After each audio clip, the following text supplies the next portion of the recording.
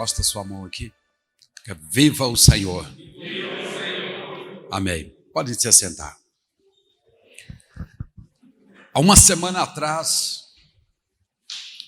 Deus me dava uma palavra para a igreja e nós a recebemos de coração aberto e de mãos abertas também. Porque Deus estava falando da marca da espada de Samar, quando ele lutou em uma situação desconfortável, numa situação que aos olhos de quem está de fora já poderia dizer perdeu, porque era 1 contra quase 1000. E a Bíblia diz que ele se apegou à espada e com força e com determinação ele defendeu o campo de lentilha e não deixou que o inimigo tocasse. E o Senhor disse: nas nossas mãos tem a marca da espada de Samar. Muito bom, foi importante, mas uma semana já passou. E é rápido, né? Passa rápido. Quando os nossos olhos começam a deslizar nos homens de oração, começamos sempre com a estrutura de Gênesis 20, 21 mais ou menos, e começamos a ver a oração intercessória de Abraão em favor do seu sobrinho, o qual ele vem dizendo: Senhor, se tiver 50, o Senhor destrói a cidade com os 50 justos. E você conhece bem o texto até o momento que ele pede por misericórdia: Deus, não me leve a mal. Em outras palavras, não fique com raiva de mim, porque eu vou fazer mais uma pergunta ainda. E se tiver um, Senhor, na condição de justo dentro da cidade de Sodoma e Gomorra, o Senhor destrói a cidade ou não? E a palavra que nós temos de Deus, que Deus diz: se tiver um justo na cidade, eu tiro primeiro o justo, depois eu destruo a cidade. Quando falamos de oração, você pode notar que até o tom da voz muda. A forma como estamos assentados, às vezes nós nos posicionamos de uma forma a receber a palavra direcionada de oração. Parece uma coisa assim mais sofisticada no mundo espiritual, e que eu necessito, mas eu não consigo dar o grito no silêncio. Mas quando eu começo a ouvir e a olhar para os homens da Bíblia, quando Isaac queria filho e orou ao Senhor e falou: Senhor, tire a esterilidade da minha mulher. E Deus atendeu e deu para Isaac filho. Quando você vê em meio a uma guerra, o grande general Josué se posicionando na direção do nascente do sol e dizendo: sol, olhe bem, irmãos, olha a força de expressão de um homem que sabia o que é orar. Se detenha. Um homem que chegou a ordenar um dos primeiros luzeiros colocado por Deus, antes da lua, antes da estrela. O Senhor diz: e colocou Deus um para governar o dia, e chamou o sol. E agora Josué vem e repreende ele no sentido: pare, não avance, você vai parar, até que nós conseguimos reverter o processo, porque eles estariam em parte perdendo a luta. E o que nós vimos? O sol parou. Quando ouvimos frases memoriais antigas e novas que dizem que oração é a chave do sucesso, oração é a chave do crente, às vezes provoca avivamento, acende a fogueira, e outras frases decorativas e memoriais que nós temos, mas que na realidade, todas as frases que você puder colocar e dizer: a oração provoca isto, com toda certeza você está certo. Não tem um alvo só. A oração, ela muda o destino de uma nação. Ela pode mudar o controle das coisas naturais, porque a Bíblia, certa feita, ela diz assim: estava o povo no deserto e Deus, desde o início, quando Adão foi colocado do lado de fora do paraíso, Deus não deu dicas, não. Deus deu ensinamentos para Adão. Adão, você quer comer? Sim, Senhor. Amanhã já estou com vontade. A partir de agora você tem que plantar para você comer. Você vai achar cravos, espinhos, cardos, abrolhos, mas coisas de alimento você tem que plantar da agora para frente. Está vendo, Adão? E Adão falou: sim, Senhor. Então é assim? É assim. E o Senhor disse que o homem correria atrás da sua comida. Quando ele diz plantar, ele diz também caçar. O homem corre, põe a caça, aquela que pode comer, que não tem as unhas fendidas, e ele vai lá e come aquela carne e se sacia. Mas quando estava no deserto, desde o começo, quando Adão foi expulso, até este momento, o homem correu atrás da caça. Mas lá no deserto Deus inverteu o processo natural por causa da oração. É isso que eu quero dizer.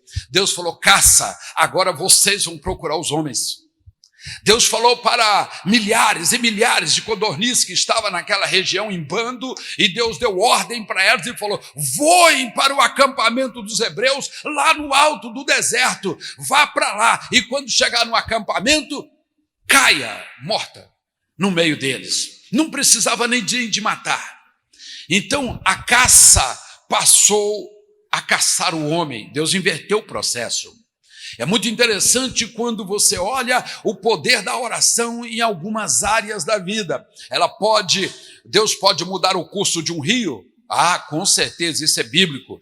Deus pode mudar a sua palavra, e em outras palavras, Gênesis 6, mais ou menos, ele chega a dizer que ele até arrependeu de ter feito o homem. Pode através da oração. Deus pode mudar a palavra de um rei. Deus pode mudar a palavra selada por um anel. Deus pode fazer o rei voltar. Quantos creem nisso? Amém. Nós temos homens fantásticos. Elias, o homem da caverna milagrosa. Até hoje, a caverna de Elias está lá, beirão da BR. E milhares de pessoas entram naquelas cavernas e chega ali, faz o formato da oração de Elias, que é colocar a cabeça entre as pernas e começar a orar para receber bênção. Elias é um grande modelo de oração, porque em meio 50% do povo, ele chega e ora somente assim: Deus, para que eles saibam que o Senhor é o nosso Deus, que saibam que Israel existe um Deus. E diz a Bíblia: e orou Elias e desceu fogo do céu no Carmelo.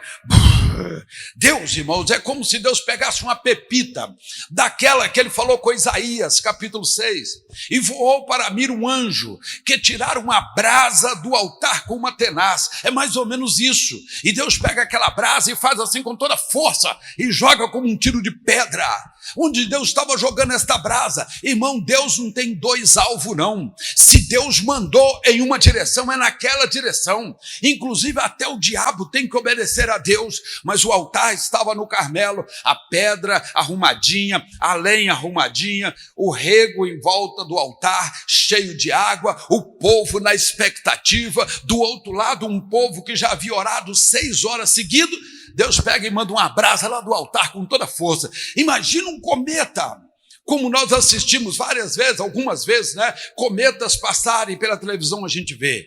Imagina um meteoro se deslocando, uma cápsula de alguma nave descendo de repente em direção do mar, que vai criando aquele fogo. É mais ou menos isso para nós entendermos o que Deus mandou lá de cima. Mandou aquela brasa, e aquela brasa foi aonde? Em cima do altar onde Elias havia feito no Carmelo, e diz a Bíblia, e o fogo pegou naquele lugar. É por isso que quando você ora, Deus não vai incendiar o vizinho. Quando você ora, Deus não vai mandar o fogo no outro local. Se Deus tem uma brasa para a tua cabeça, vai deixar descer sobre a tua cabeça, e você será cheio do Espírito, e Deus falará através de você, através da brasa de fogo. Nunca vai acontecer: ó Deus, eu estou orando de jejum, há um dia que eu estou orando e o Senhor batizou o meu irmão que está até dormindo a esse momento, e nem preocupando com isso. Ó Deus, será que o Senhor mandou errado esta brasa?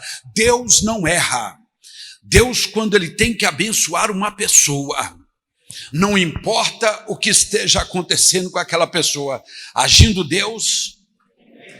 Nós vimos Abacuque orando num tempo difícil, muito difícil. E Deus falou a Abacuque, capítulo 2, Senhor, eu fiz o que o Senhor mandou. Agora Abacuque escreve uma placa com letras grandes para todos que passarem, mesmo que correndo possa ler. E diz a Bíblia que Deus atendeu a oração de Abacuque num dos momentos mais difíceis, como atendeu Ana, que estava estéril, atendeu Raquel debaixo, Raquel, né, a esposa de Jacó, como veio aquela bênção para ele ali, através da oração intercessória. Deus usou Débora, atendeu os pedidos de Débora, debaixo da palmeira, e principalmente na guerra, no pé do monte Tabor, aqueles 10.000 homens na batalha somente, e aquela mulher na frente. Por que ela tinha essa força? Porque a oração faz o anão virar gigante.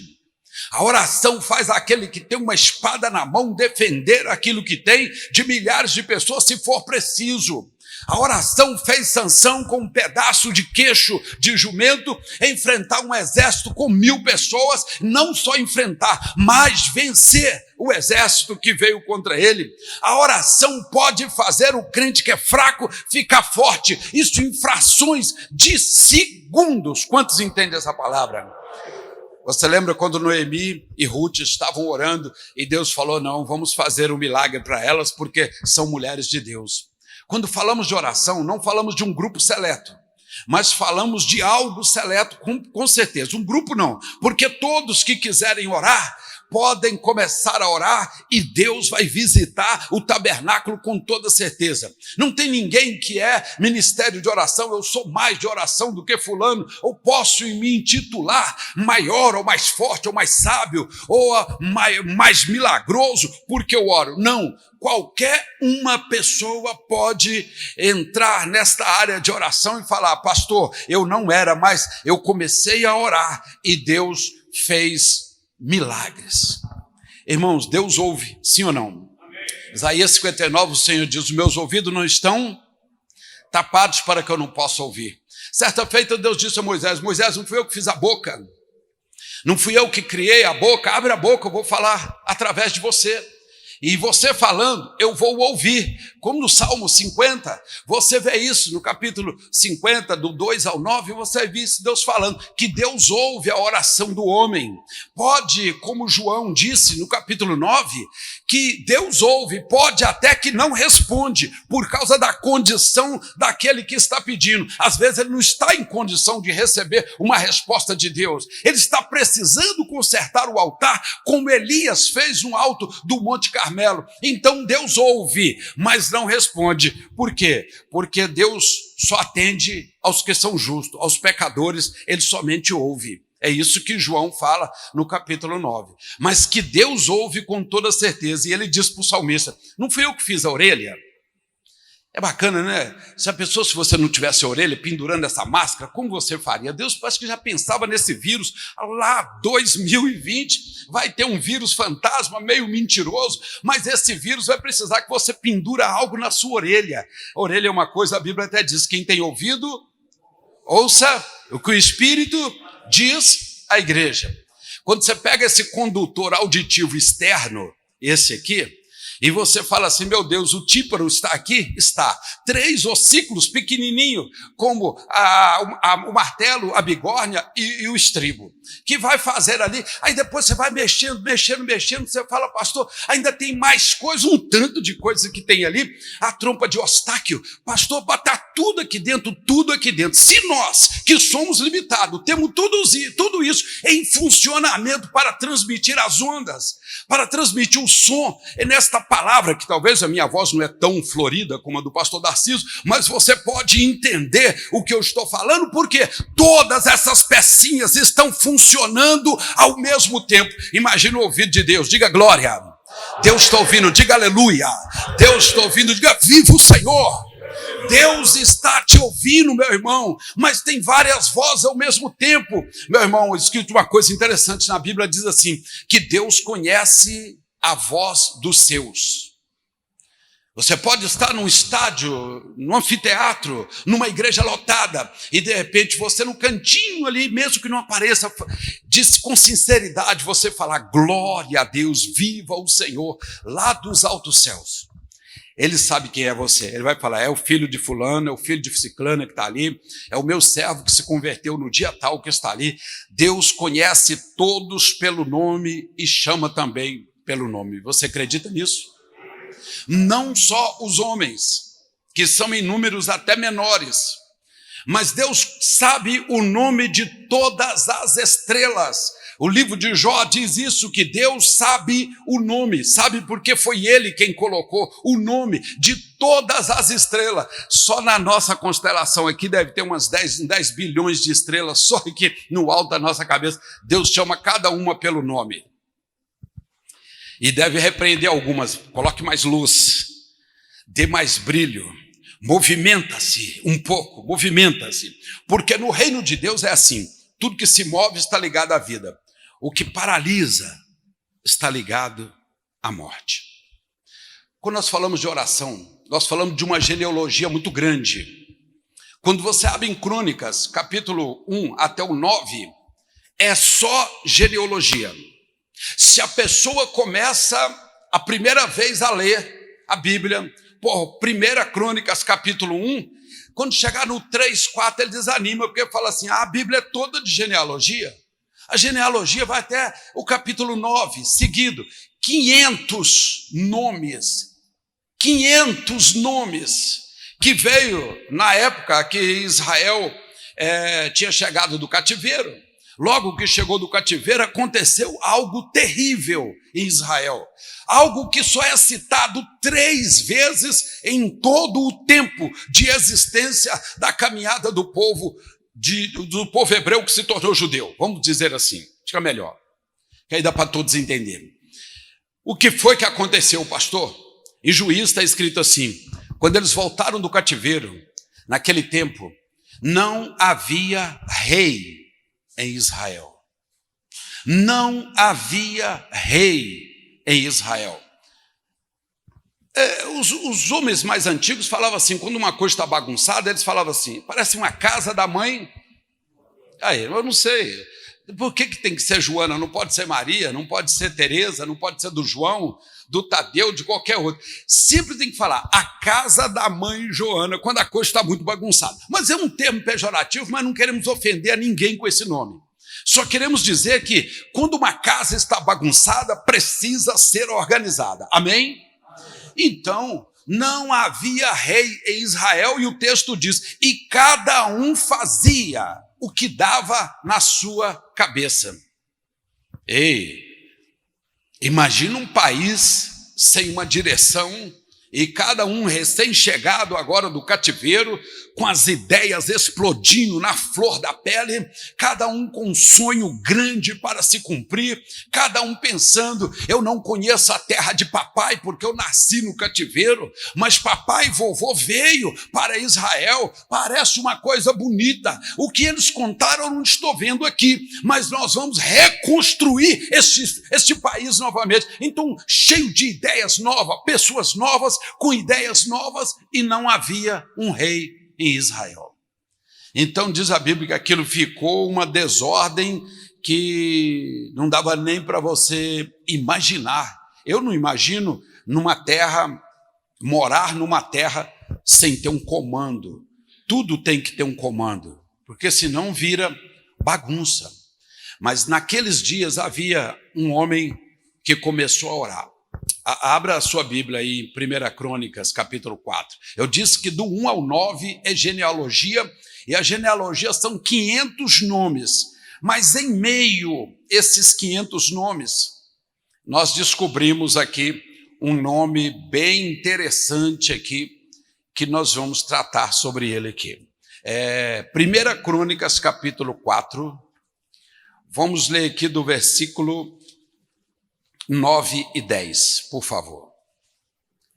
O versículo 9, irmãos, o versículo 9 e o 10 parece uma linguagem parentética, porque parece que está entre parênteses. Parece que esse texto está deslocado. Parece que esse texto não seria para colocar aqui, porque a sequência é da genealogia, do 1 ao 9, e entra esses dois versículos no meio. Vamos ver o que ele diz aqui. E foi Jabes, ou Jabes, tanto faz, mais ilustre do que os seus irmãos, e a sua mãe chamou o seu nome Jabes, e disse: portanto, no meio de dores eu dei à luz. Porque Jabes invocou o Deus de Israel, dizendo: se me abençoares muitíssimo em meus termos, e ampliares os meus termos, com a tua mão for comigo, e fizeres que o mal não seja.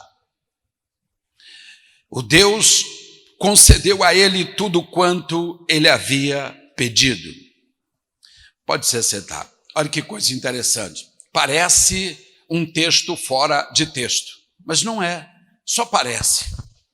Deus vem falando sobre a genealogia e de repente ele para e conta a história de um homem que não fala mais nada, não está contido na genealogia o nome de pai e mãe, só está contido que a mãe colocou sobre ele um nome que não foi muito legal, porque Jabes ou Jabes, tanto faz, mas eu prefiro Jabes.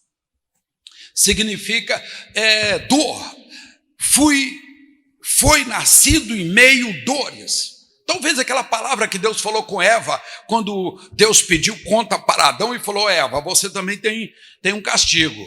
Você dá agora para frente. Os seus partos serão com dores. E Deus deu aquele castigo para Eva. Talvez seja isso, mas ela teve Jabes com muita dor. E ela falou: esse menino vai chamar Jabes porque em dores eu tive a luz. Então significa dor ou causador de dor. Pense bem, uma pessoa que causa dor. Imagina você está num grupo de pessoas tranquilas e chega aquele causador de dor. Você fala: gente, vamos mudar o assunto, porque esse tipo de assunto, aquele que chegou, se ele ouvir, ele vai causar dor aqui em todo mundo, vai trazer problema, é um desmancha-festa, é um apaga-fogo, né? Então vamos deixar ele quieto. Às vezes falamos assim, para proteger alguns. Às vezes nem somos nós mesmos. Mas você já sabe que aquela pessoa é causador de dor. Agora eu quero que você imagine um menino. Porque se na nossa época teve pais que ministraram de forma negativa, arbitrário, totalmente, chamando os meninos de: você é burro, você nunca vai ser nada na vida, você não é inteligente, olha lá, o outro faz, você não faz, fazendo comparações para tirar a mentalidade da criança, e chamaram de vários nomes. A gente tem relato de vários nomes, quando não passou para palavrões que os pais antigos impetravam sobre os filhos no momento de ira, no momento de raiva, e muitos não conseguiram andar na vida exatamente por isso. Porque o peso de um nome, e falado por uma autoridade, e uma autoridade suprema, como pai e mãe, né, que são as maiores autoridades sobre os filhos, e coloca sobre o filho: você é um demônio, você é um capeta, olha, você deve estar possuído para fazer isso. E esse tipo de palavra destruiu pelo mundo todo, durante décadas, milhares e milhares de moças e de rapazes tiveram suas vidas saída fora do prumo por causa da palavra de um. Porque hoje ainda é mais fácil, porque o menino fala assim: então você fica aí, vou alugar um local e vou morar fora. Mas antes não, era mais difícil tomar essas decisões. Então ficava ali debaixo do jugo, que às vezes o pai queria descontar no filho um fracasso pessoal. Então ele colocava esses nomes. E depois chorou muito, porque muitos realmente se tornaram pessoas causadores de dores para muitas famílias, às vezes para o Estado, às vezes até para a nação. Causador de dores, por quê? Por causa de nomes que foram colocados. Aquela mãe colocou porque talvez o menino nasceu com o cordão umbilical enrolado no pescoço, nasceu moreninho, nasceu isso, quase que eu perdi ele. Vai chamar Jabes, porque no meio de dores ele nasceu. Agora você imagina a mãe toda hora falando: ô causador de dor, vem cá. O dia todo: ô causador de dor, vem aqui. Ô fonte da tristeza, vem aqui, porque são vários nomes que qualificam Jabes, não é só um não. São vários nomes nesse mesmo estilo. Você é e você provoca nos outros. Aí chega o pai, cadê a tristeza? Está aí? Cadê o causador de tristeza? Causador de dor? Vem cá, dor, vem cá. Era isso. Agora você fala, ainda bem que era só dentro de casa, né, pastor? Não. Se fosse para a escola, na escola, na rua.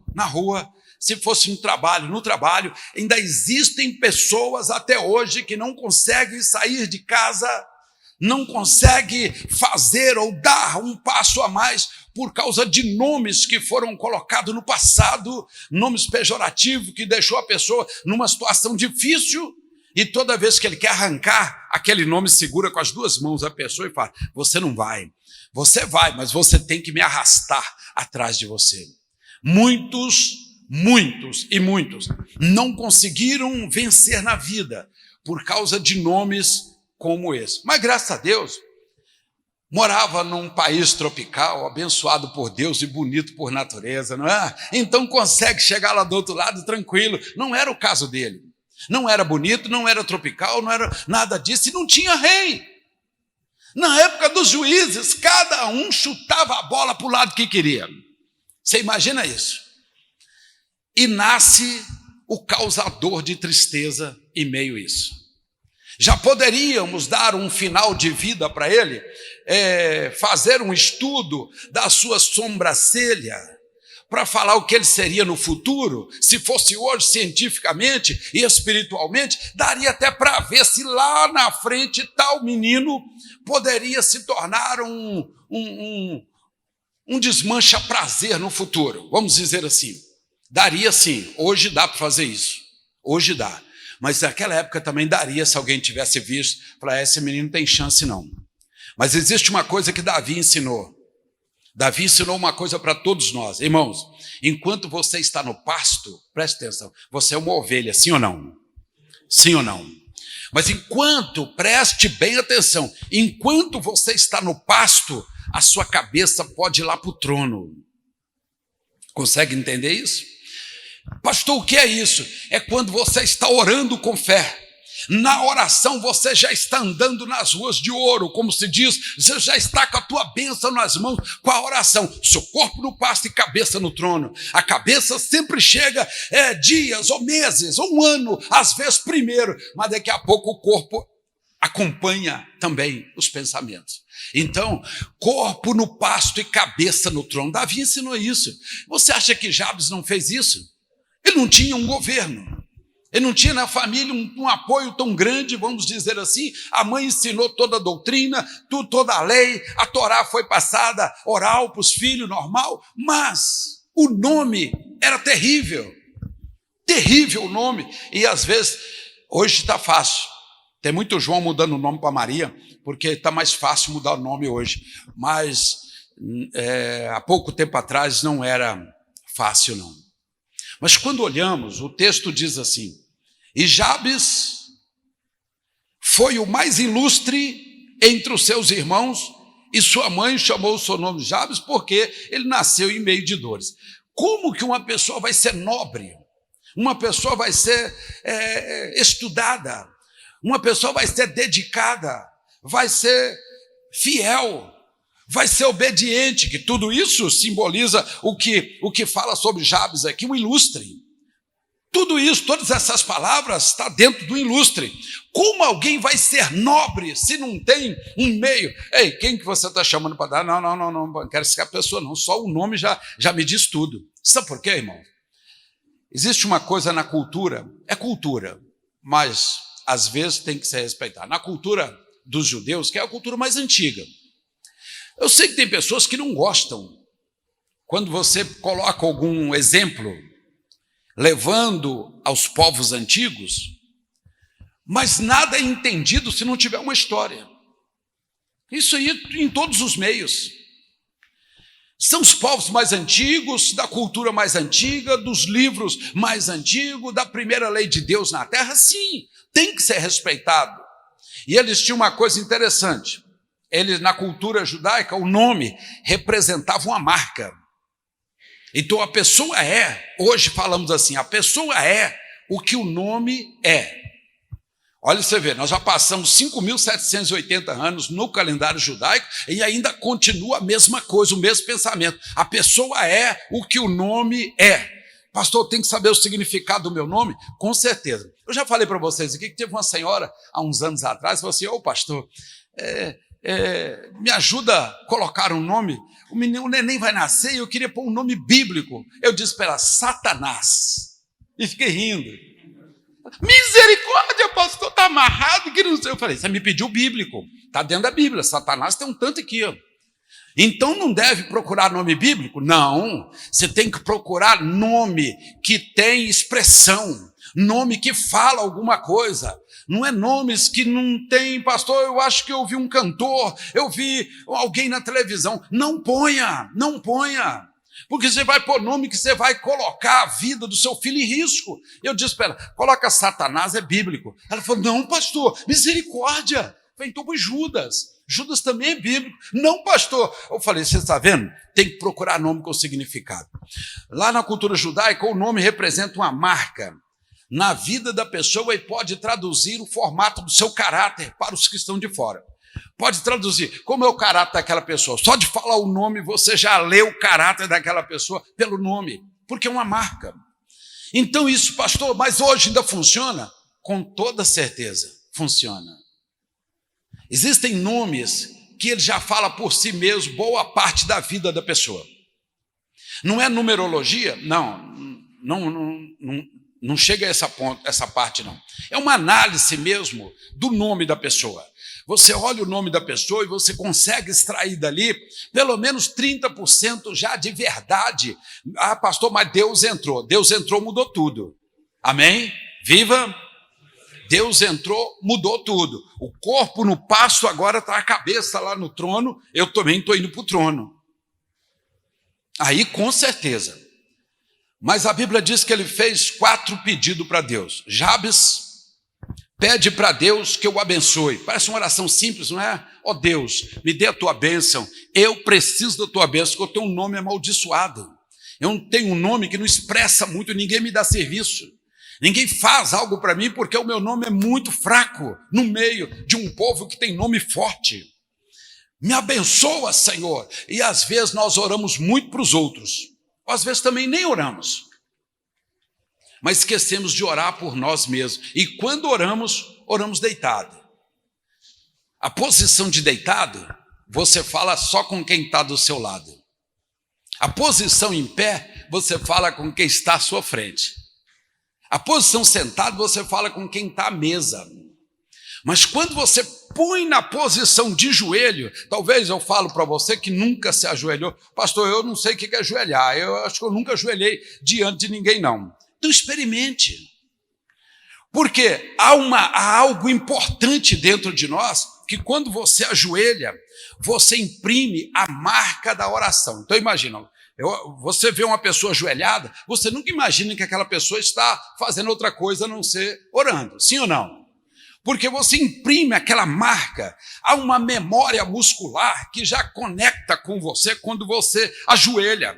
Aquela memória que alguém já falou, que você já ouviu, que você já fez há anos atrás, só de você ajoelhar, aquela memória muscular entra em ação e faz o corpo se preparar para falar com Deus. É por isso que é importante, é por isso que a própria Bíblia diz que nos últimos dias, todo joelho se dobrará e toda língua confessará que Jesus Cristo é o Senhor.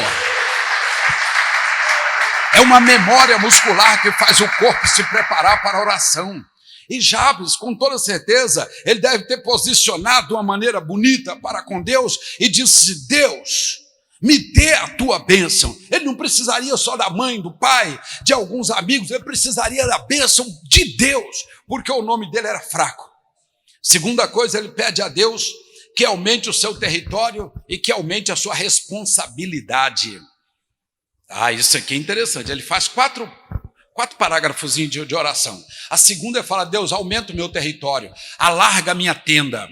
Seria numa época desta, que a gente sabe que está difícil, que muita gente está vivendo com uma parte paga pelo governo e uma parte está sendo paga pela empresa. Você orar e falar, ó Deus, eu tenho 10 funcionários, o senhor alarga minha tenda que eu vou precisar de mais 100 funcionários. Aí chega um amigo e fala, você está louco, rapaz? Eu já quero ficar só em casa de máscara e assistindo filme de pezinhos para cima, que é isso?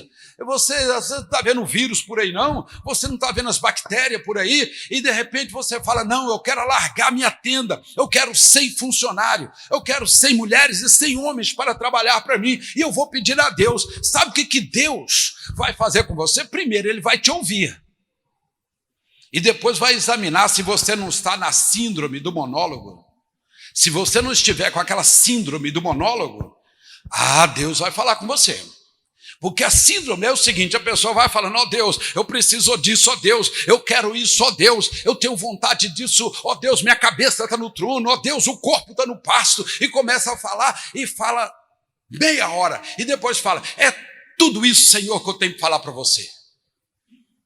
Tudo isso que eu tenho para falar para o Senhor. E pronto, sai dali, mete o pijama e vai deitar. Síndrome do monólogo. Só um fala. Então é mais fácil você falar para uma imagem de escultura, porque não vai ter resposta mesmo. Você bota ali de frente de você uma imagem, seja ela qual for, e você dobra para aquela imagem e fala tudo para aquela imagem, porque não vai ter resposta mesmo. Você não vai receber nada mesmo. Você está apenas jogando palavras para fora para se esvaziar. Mas a síndrome do monólogo, então Deus ouve. Ele olha para você, deixa eu ver. Aí você vai, se posiciona. Aquela musculatura começa de uma vez a imprimir a marca da oração. E aqui começa a trazer para o corpo todo, começando da cabeça até a planta dos pés, a preparação para falar com o Eterno, ou para ouvir o Eterno. E daqui a pouco, sabe o que vai acontecer? Ele vai falar com você, filho, eu vou alargar sua tenda. Lembra quando os servos de Eliseu falou a Eliseu, nós podemos descer no rio e apanhar toras de madeira para alargar a tenda, porque o seminário tem muitas pessoas aqui no seminário. Seminário teológico, seminário profético. Sabe o que Eliseu falou? Vocês podem descer no Jordão e trazer tora. Aqueles rapazes olhou para Eliseu e falou assim, Eliseu, você se dá de ir conosco? Quer dizer, você vai junto com a gente? E Eliseu olhou para eles, viu a determinação, viu que não houve a síndrome do monólogo no sentido horizontal, muito menos vertical. Ele falou, irei com vocês. E ele foi. E foi bom ele ter ido, porque quando eles começaram a quebrar a lenha, o machado caiu na água. E você sabe o que aconteceu. Um machado caiu e era emprestado, era do vizinho mais nervoso, daquele vizinho que não gosta muito de crente. Sabe, pediu emprestado. E se não devolver, o que ele vai falar? Aí, tá vendo? É os crentes. Vem cá, buscou o meu machado e não trouxe o meu machado. Naquela hora chega em Eliseu e fala, Eliseu, o machado caiu na água. Eliseu disse, diga onde foi que caiu. Ali. Eliseu pegou um graveto, jogou na água e o machado, o ferro do machado começou a rodar e ficou pairando nas águas e eles pegaram o machado. Essa é a solução. O mundo que nós vivemos hoje, empresarial, o mundo eclesiástico, familiar, vida pessoal e outras, as pessoas estão malhando, ou cortando, ou lenhando com o cabo do machado, porque falta humildade de ir até o Eliseu. O Eliseu, o machado era emprestado e caiu ali. Não, ele fala, eu tenho aqui 2 metros de madeira, dá para cortar alguma coisa, então vai arrancando lenha, vai tirando galhos finos, mas não consegue tirar uma tora. E sabe o que é? Na ânsia pela sobrevivência, estão batendo com o cabo do machado. E a maioria estão fazendo isso. Você, meia boca, aquela coisa que é meia boca, é empresário meia boca, você entendeu? Ele é empresário, mas não tem vida de empresário. Ele quer ficar bem sucedido na vida, mas ele prefere ter a vida de peão do que a vida de empresário. Empresário pensa como empresário antes de ter a empresa. E você acha que o peão está bem tranquilo na praia no final de semana, o empresário está em casa na conta, fazendo contato, contratando coisas, porque a cabeça de empresário funciona diferente, meu irmão. Vai ter o momento dele ir para a praia, mas o peão vai primeiro. Não, mas ele fala, ganha 10 hoje, vai lá e gasta 15, ganha mais 10 e gasta 15, e depois deita na mão de Satanás. através dos emprestadores de valores. E acaba com a vida e acaba com a empresa. Eu olho para a vida desse homem e vejo ele falando: Deus, alarga a minha tenda, mas alarga também a minha responsabilidade. Se o Senhor me der algo maior, me faça ter a cabeça dentro daquilo que o Senhor me der. É isso, irmãos. Quantas vezes nós vimos uma pessoa intitular alguma coisa, mas quando você faz uma leitura corporal ou uma leitura espiritual na pessoa, você não vê nada daquilo, a não ser um pedaço de papel que consta o nome da pessoa ali, dizendo que ele é. Às vezes uma guia que foi paga para o Estado dizendo que ele é aquilo porque ele tem um número com o Estado, mas ele não tem característica nenhuma e depois joga a culpa em Deus quando não dá certo. Ah, Deus não me abençoou, eu peguei com meu pai 100 mil emprestado e eu coloquei tudo dentro da empresa e a empresa faliu. Onde que está esse Deus? Sabe o que faltou em você? Duas coisas. Primeiro, humildade para ir ao profeta e falar: o machado caiu ali. Segunda coisa, imprimir a marca da oração para que a sua musculatura possa falar para o teu corpo que agora você vai estar comunicando com Deus. A pessoa vai na síndrome do monólogo o tempo todo, mas quando não dá certo, ele vira para Deus a metralhadora e começa a atirar em Deus, como se Deus fosse culpado. Jabes, o seu nome não inspira muita confiança. Todo mundo já conhece você. Não temos governo no país. E você quer que eu alargue a sua tenda, mas alarga também a minha responsabilidade. Terceira oração, ele pede para Deus que fique com ele e que fique perto dele. Está vendo? Que coisa interessante. Ó Deus, esteja comigo. Os meus passos estão pautados na tua palavra. O Senhor mesmo disse para que eu fosse fiel com César e fiel com Deus. Então é isso que eu vou fazer. E ele parte por esse princípio bíblico e um princípio cristão de honrar o César e de honrar a Deus. Olha o que ele diz: Senhor, esteja bem perto de mim, fique comigo e fique perto de mim.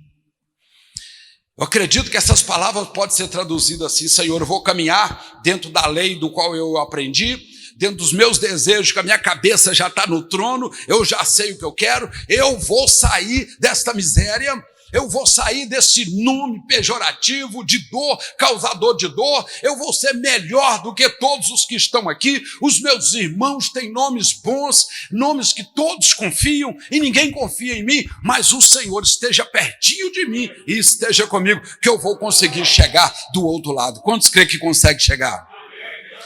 Fique perto de mim e fique comigo e fique perto de mim. É duas palavras que parecem a mesma coisa, mas não é. Fique bem pertinho. Caso, se eu errar, puxa a minha orelha. Seria mais ou menos isso. Não tinha esse negócio antigamente das professoras italianas nos seus colégios de freiras, né? Eu estudei um pouquinho lá, que pegava pela orelha e suspendia pela... Eu sei que hoje não pode, irmão. Nem falar isso não pode, que dá até processo. Mas eu já tive a orelha quase rachadinha do lado aqui, não foi pela máscara não, foi pela mão da irmã italiana que puxou e falou: você fez errado para casa. Sim, senhora, sim, senhora. Então era como se ele estava falando: Deus, fica pertinho da minha orelha, se eu errar, me dá um puxão, chega aqui, me dá um puxão, para que eu possa ouvir a tua voz direitinho. Fique comigo e fique perto de mim. Na quarta oração, Jabes disse assim, ele pede a Deus que o proteja do mal, para que ele seja livre da dor. Ele não estava doente, ele não tinha feridas, ele não estava machucado, a não ser psicologicamente falando.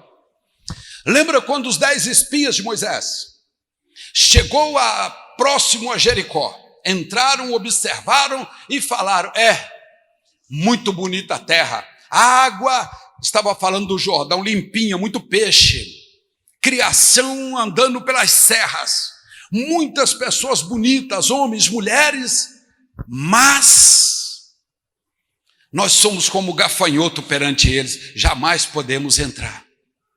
Nós somos como gafanhoto no meio deles. Sabe o que é isso? É a dor, é o complexo de inferioridade. Ninguém falou para eles que eles eram pequenos. Ninguém falou para eles que eles eram fracos. Eles próprios, ao olhar para o povo de Jericó, eles disseram, não. Eles são tudo isso que nós descrevemos, mas não podemos entrar, porque somos como gafanhoto aos olhos deles. Complexo de inferioridade. Isso mata. Você tem um inimigo dentro da tua casa, mas infelizmente você tem que ir, alguns vai menos, né? Mas você tem que ir consultá-lo todo dia, e ele não mente. O problema é que ele não mente. Pastor, o que é? O espelho da tua casa. Você tem que ir todo dia ali. Eu disse que alguns que vai menos, tem vezes que fica até sem ir, quem tem cabelo rapado assim, quase nem vai no espelho. Espelho para quê? Não tem necessidade de espelho. Mas há pessoas que vai 2, 3 vezes por dia no espelho, eu levo o espelho consigo. É o inimigo, porque ele fala para você a verdade. Toda vez que você olha ali no espelho, o complexo de inferioridade vem do outro lado e pum, dentro de você, tá vendo? Você é feio. Tá vendo? Você tem muita barba. Você não tem barba nenhuma. Você tem cabelo demais, ou às vezes você já está calvo. Olha, para você ver, o nariz é grande, a boca, os dentes são feios. Então a pessoa começa a colocar isso mais na idade de jovem que dá isso. Nós que já está velho, irmãos, isso aí não faz diferença nenhuma não. Cabelo, sem cabelo. Eu até gosto de conversar com a pessoa mais velha, quando aquela pessoa é bem fresca, que já fica assim, eu perdi meu cabelinho, que não sei o quê. Eu falo, vai para o inferno, rapaz. Você está chorando por causa de uma moita de cabelo. Agora os jovens têm essa preocupação, ai meu Deus, branqueou um fio branco, meu Deus, o que é isso? Acabou o mundo, eu não consigo faculdade, eu não consigo namorar, eu não vou montar uma empresa, eu não vou também servir a Deus, porque olha que o fio de cabelo branco, e começa a entrar nesse desespero do complexo de inferioridade. Ei, Jabes teve tudo isso e muito mais. Estava num país que naqueles dias não tinha governo. Sabe por quê, irmão? Muitos fracassos, então vamos abrir o leque aqui. Muitos fracassos pode ser, às vezes, por causa do governo do local que você vive. Às vezes o município te prejudicou, às vezes o Estado foi infiel com você, te prejudicou, às vezes o próprio governo federal, com as suas atitudes loucas, partindo de alguns débil mental que entra lá de vez em quando, muda a estratégia e deixa você lá embaixo. Você está começando a crescer, de repente desce a estrutura. Às vezes um problema dentro de casa de saúde, não é isso? Morre um, morre o outro, e a pessoa fica sem saber o que vai fazer ou como vai fazer. Doença, separação, venda de imóveis, alguma coisa deslocou o mundo espiritual, entrou o complexo, entrou o que o Senhor falou, a ansiedade. Aí dali para frente é um marco, dali para frente a pessoa estava indo, dali para frente começou a descer. Podemos atribuir algumas coisas que nos cercam. Às vezes você está num país que o presidente só pensa positivo e vamos para frente, e para frente Brasil, ou para frente país. A pessoa é empurrada naturalmente. Às vezes ele não tem nenhum QI muito forte, mas todos estão indo para frente. É igual você está numa fila, você vai andando sozinho, não é? Vai sendo empurrado por os que vão chegando. E também, se em casa os pais têm uma cabeça boa também, ajuda. Você está no meio de amigos bons, ajuda. Você é uma pessoa que lê jornal, que lê bastante, ajuda. Tudo isso pode fazer você decolar e sair da frente do complexo de inferioridade. Mas se você quiser, nunca foi tão boa a época hoje para crescer. Quantos estão entendendo? O que para alguns é derrota, é querer ficar dentro de casa só de máscara, tem gente crescendo e crescendo muito mesmo neste momento agora. Nós temos exemplo aqui num raio de 500 metros perto de nós aqui, várias empresas que duplicaram seu tamanho, era galpãozinho assim, de parecendo barracão, e as pessoas pôr no carro ali para arrumar. Entrou a pandemia, já virou galpão grande, mudou, tem vários aqui que fizeram isso. Um breu que estava aqui nesse posto, lembra? Agora o cara já foi ali, meteu um posto bacana e tal, já mudou, em plena pandemia. É momento de você crescer, porque Deus está acima de tudo isso. No céu não tem crise, no céu não tem corona, no céu não tem essa mentira, no céu não usa máscara, no céu tem coisas para te abençoar. A oração chega primeiro, a oração chega primeiro, com toda certeza. A oração chega e traz as oportunidades. O sucesso, às vezes, depende de quem está perto de você, mas na maioria depende de você mesmo. Se você trabalhar com a cabeça e falar, Deus, eu não posso pensar numa coisa grande, que eu estou até desempregado, né? Eu estava trabalhando na empresa, não sei nem se a empresa vai continuar comigo, mas isso aí é o custo natural. Você está empregado, provavelmente o patrão vai despedir. É um custo natural. Você já tem que pensar extra. É isso que eu estou falando. Estou falando do pensamento extra. Isso aí já vai acontecer mesmo natural.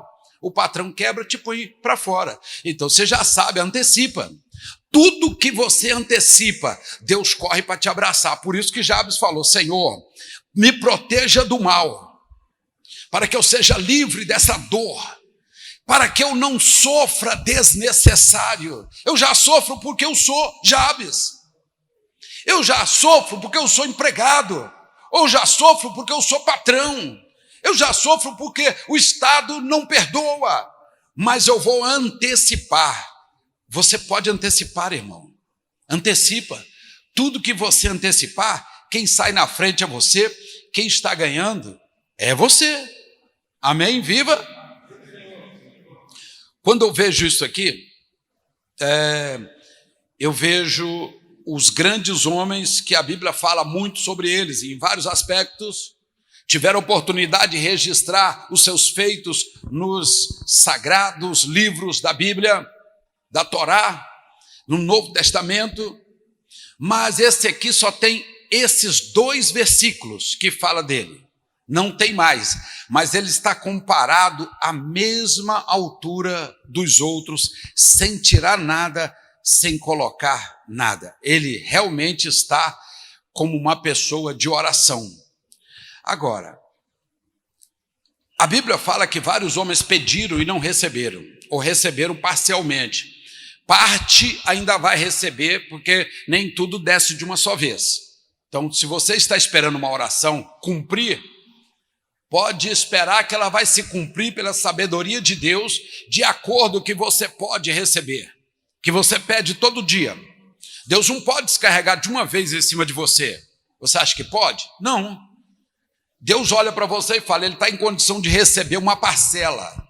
Então receba, não é 600 não. Receba uma parcela de bênção. Tá certo? Daqui a pouco, receba outra parcela de bênção. É assim, mas então tem homens que receberam e estão recebendo ainda. Jabes, pela Bíblia, foi o único que pediu e recebeu tudo quanto pediu. Que coisa, hein, irmãos? Uma pessoa que a Bíblia não fala muito dela, mas eu acredito a impressão da marca da oração. Sabe, a musculatura, ela comunica com o corpo que agora é momento de você receber do Eterno e falar com o Eterno e receber. Quando em Mateus capítulo 7, o Senhor diz assim naquela palavra da oração, quando orares, entre no teu quarto, fale com teu pai que está em secreto, teu pai que está em secreto te ouve e te responderá, quer dizer, então para ouvir ele também. Quando o Senhor Jesus disse isso, ele estava falando assim, desliga tudo. Está certo que aquele texto fala da oração no lenço. As mulheres têm o lenço de cobertura para a oração, os homens têm o talite, que é o lenço de oração masculino. Aquele texto está falando que você cobre com o talite e fecha a ponta deles. Então só está você naquele ambiente, não tem mais ninguém, e debaixo da cobertura altura dali, você fala com Deus. Você fez um mini tabernáculo, um sucote para você ficar ali e fechou. Fecha a porta. Você fala com Deus em secreto e Deus ouve. Mas você pode fazer no quarto da sua casa também. Não há problema nenhum. Entra no quarto e fecha a porta. Já que você não tem o lenço de oração, não tem a prática de orar com o lenço, não tem a prática de orar com o talite, entra no quarto, fecha a porta, desliga a televisão, desliga os eletrônicos tudo, desliga o telefone e fala: o meu momento agora não será monólogo, mas será diálogo. Eu vou falar com o Deus dos deuses, Senhor dos senhores, advogado dos advogados, juiz dos juízes, empresários dos empresários, pastor dos pastores. Eu vou falar com o Todo-Poderoso, eu vou falar com o Eterno. Então, quando você dirigir a sua palavra para ele vai ficar de braço cruzado, parecendo. Não, ele vai estender as mãos e falar: estou te ouvindo, filho. É como se ele falasse: ó, estou te ouvindo, o martelo, a bigorna, o estribo, está tudo aqui, a trompa de Eustáquio, está tudo funcionando aqui. É claro que Deus não tem isso, é nós que temos, né, irmão? Mas nós ouvimos Deus falar: fala, Senhor, e vem, e tudo trabalha para que você ouve a voz de Deus e você será abençoado. Amém. Glorifica o nome do Senhor.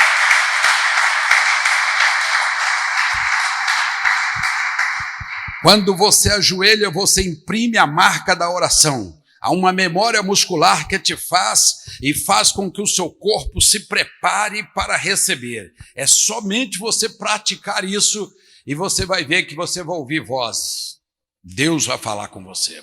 Quantos creem que Deus fala? Amém. Vamos falar com Ele um pouquinho agora? Amém. Fique de pé. Talvez eu falo para você que não necessita de nada disso que eu falei. Graças a Deus você tem um nome bonito, um nome forte.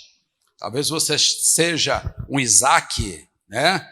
Seja um Abraão aí com um nome muito qualificado diante de Deus. Mas você, como ser humano, você tem também uma área a qual você pede, você busca e que você precisa receber de Deus.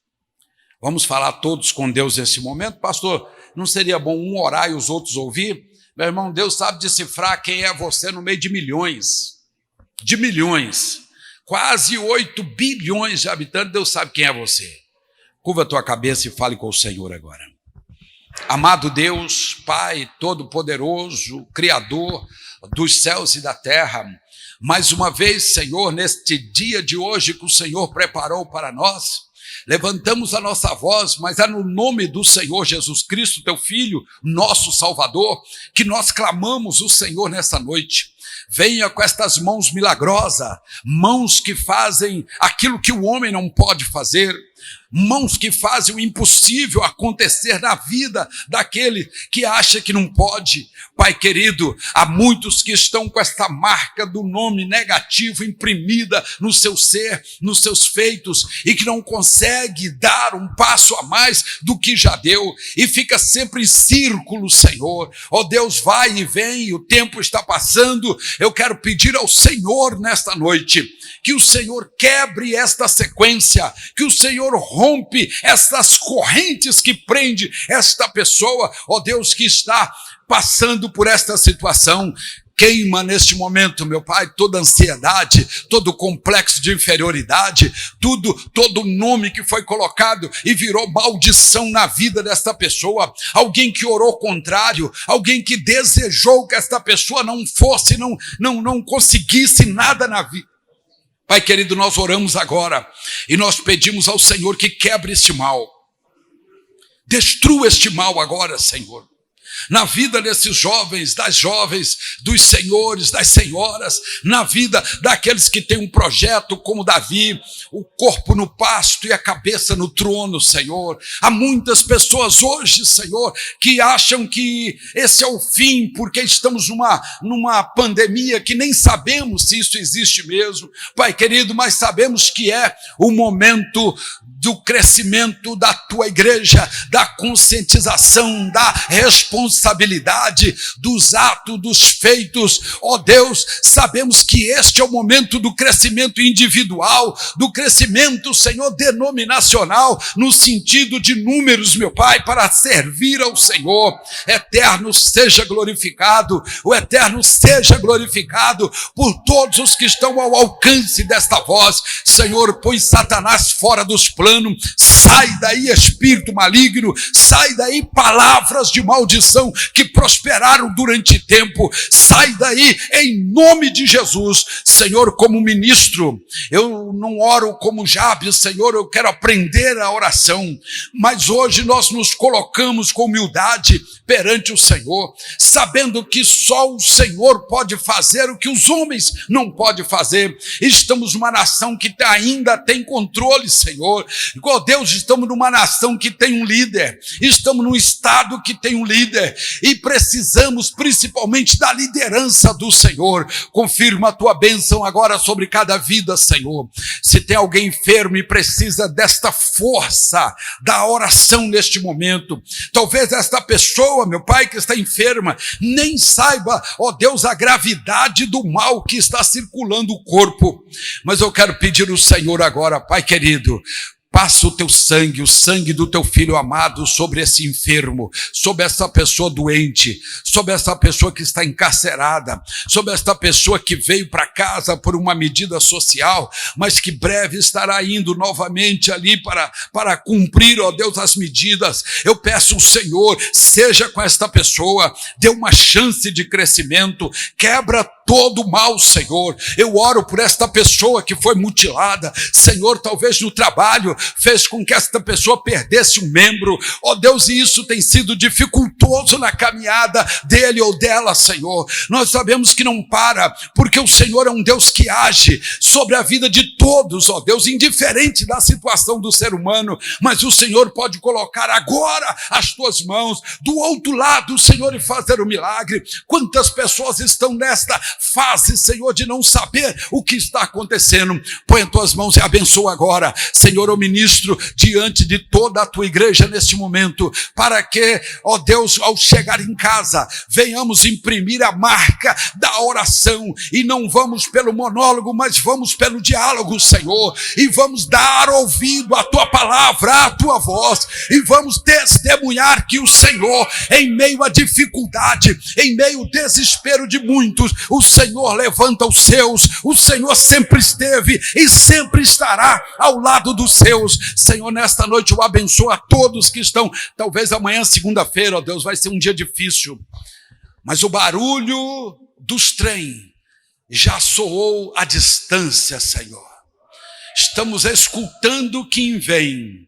Deus, que este barulho, esta buzina venha trazer para nós momentos de alegria, porque não enfrentamos o problema como problema, é apenas o aviso da chegada da bênção. Senhor, então já tocou o problema, é sinal que a bênção está chegando. Anima os teus filhos, anima o que está desanimado, levanta o que está caído, levanta o que está prostrado, meu Pai, e coloque diante da tua igreja um momento especial, de forma que a igreja glorifique o teu nome. Pai querido, nós te glorificamos nesta noite, é no nome do Senhor Jesus Cristo. Todos digam amém, e viva o Senhor, e glorifica o Senhor, e glorifica o Senhor, e glorifica ao Senhor. Amém.